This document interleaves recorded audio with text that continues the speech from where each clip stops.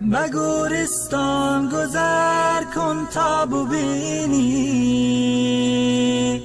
که دوران با رفیقانت چه کرده است، که دوران با رفیقانت چه کرده است.